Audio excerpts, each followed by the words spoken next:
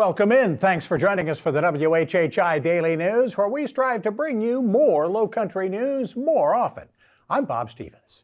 The Thailand-based hotel and resort developer Six Senses still has designs on the Lowcountry. The Island Packet is reporting that the group that was denied its proposed Bay Point Island Eco Resort back in 2020, remember that, has a new project idea that involves a resort, spa, and homes on Defusky Island, residential villas on Bay Point Island, and a development on Hilton Head that would include a restaurant and retail outlet and also provide the launch point for boats to the other two islands. A press release from Six Senses and its partners, Whitestone and Red Rock Portfolio, says the project could be opened as early as 2026, with those villas on Bay Point ready to be sold by the end of this year, though Beaufort County zoning officials who denied that Bay Point effort 4 years ago say they have not seen any applications for any approvals of this project. There's still currently no infrastructure on Bay Point Island. There used to be an adage that the worst 4 words an organization could hear were 60 minutes is calling, but the Beaufort County schools actually were praised for their fairly calm and reasoned approach the district had to the recent book banning controversy spurred on by the national parent group Moms for Liberty, which did take some shots from correspondent Scott Pelley. 5 books were eventually banned from school libraries out of the 97 that were challenged. The school board and administration came off a lot better than many might have expected.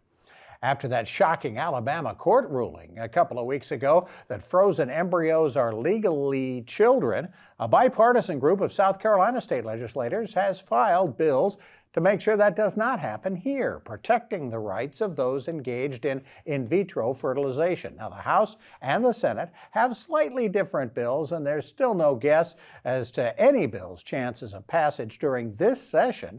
But the bills do have sponsors from both political parties, including Lowcountry State Senator Tom Davis. Governor McMaster has also expressed support for IVF protections. Some in leadership say there is no concern because South Carolina's laws are different from Alabama's, but we've seen support for similar personhood laws in our state.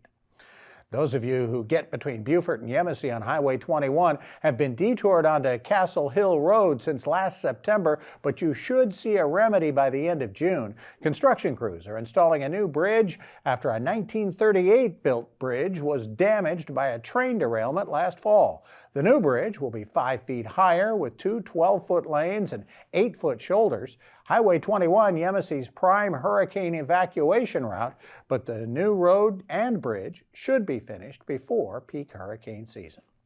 And here are 3 quick sports notes that would just have been oddities 10 years ago and now are accepted as just part of the regular sports news. The same weekend where Iowa's Caitlin Clark became college basketball's all-time leading scorer, ahead of even Pistol Pete Maravich, USC's women's basketball team became the first SEC team to go unbeaten in back-to-back regular seasons, and the Gamecock women's golf team is hosting 16 other big national names through Wednesday at Long Cove in the Darius Rucker Invitational Golf Tournament that you can see in person for free at Long Cove or on Golf Channel during the afternoons.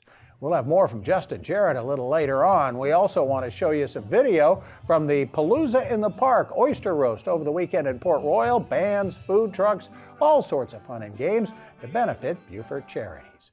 For more details on these stories and other Lowcountry news, we invite you to visit the sources listed on your screen. As I mentioned, we're going to have more from Justin and sports in just a little bit. We're also not going to hear, though, from Maria Soden on the weather. She's under the weather. Expect temperatures to be in the upper 60s the rest of the week, cloudy skies, and low temperatures in the mid-50s. When we come back, more of the WHHI Daily News. We're going to talk with Charlie Clark about Chamber of Commerce doings on Hilton Head Island and in Bluffton. And we're also going to hear from Big Joe Kane, on upcoming Wingfest. Oh, it's coming. We're going to talk to him about it in just a moment.